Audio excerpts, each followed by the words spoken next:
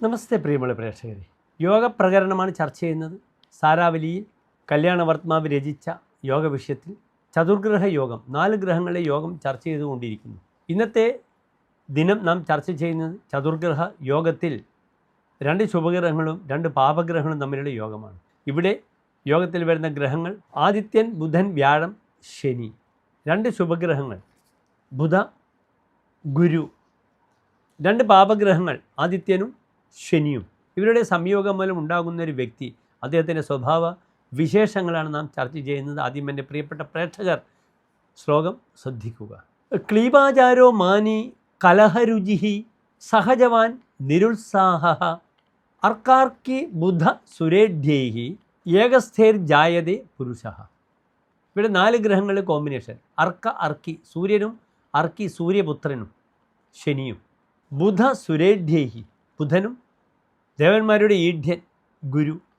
ഈ 4 ഗ്രഹങ്ങളിൽ യോഗത്തിൽ ജനിക്കുന്ന വ്യക്തി എപ്രകാരമാകുന്നു? ക്ലീബാചാര ഭവതി. ക്ലീബാനാം ആചാര ക്ലീബാചാര ക്ലീബാനാം ആചാര യസ്യ സഹ. അവരുടെ ആചാരം നവംസകങ്ങളുടേതായ ആചാര്യമാണ്. നമ്മൾ ഇപ്പോഴത്തെ ട്രാൻസ്ജെൻസ് എന്ന് പറയും.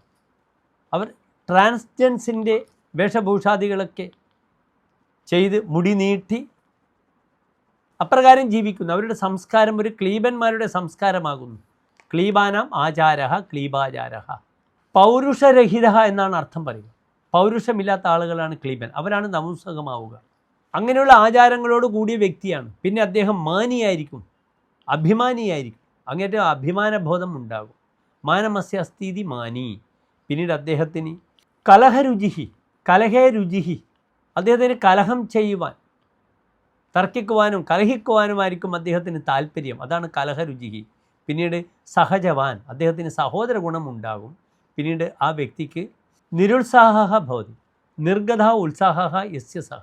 അദ്ദേഹത്തിന് ഒന്നിനൊരു താല്പര്യം ഉണ്ടാവില്ല. സഹ ഉത്സാഹരഹിത ഭവതി. അദ്ദേഹം ഉത്സാഹരഹിതനാണെന്ന് അർത്ഥം. ഏകസ്ഥേഹി, ഒരേ രാശിയിൽ നിൽക്കുന്ന ഈ 4 ഗ്രഹങ്ങളുടെ ഫലം ഇപ്രകാരം ആചാര്യൻ പറഞ്ഞിരിക്കുന്നു. ഒരു നല്ല യോഗമാണ് എന്ന് ചോദിച്ചാൽ അല്ല. അദ്ദേഹത്തിന് ഉത്സാഹമില്ല. അദ്ദേഹത്തിൻ്റെ രതി മുഴുവനും മേൽപ്പറഞ്ഞ ഒരു നപുംസങ്ങളുടെ ശരീരപ്രകൃതിയാണ്. അതിൽ രതി കണ്ടെത്തും. നമ്മൾ ശ്രദ്ധിക്കണം. നമ്മുടെ നാട്ടിലൊക്കെ ഉണ്ട്.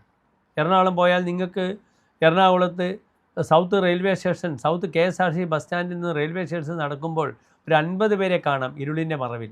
നിങ്ങളെ ക്ഷണിക്കും, സ്നേഹം പ്രകടിപ്പിക്കും നിങ്ങളോട്. ഒരു കാലത്ത് ദില്ലി മെട്രോപൊളിറ്റൻ സിറ്റിയിൽ, ദില്ലി, ബാംഗ്ലൂർ, ബോംബെയിലാണ്, ബോംബെയിൽ, മദ്രാസ്, നമുക്ക് ധാരാളം പേരെ കാണും. ഇന്ന് ട്രെയിനിൽ നമ്മുടെ നാട്ടിലും എത്തിക്കഴിഞ്ഞു.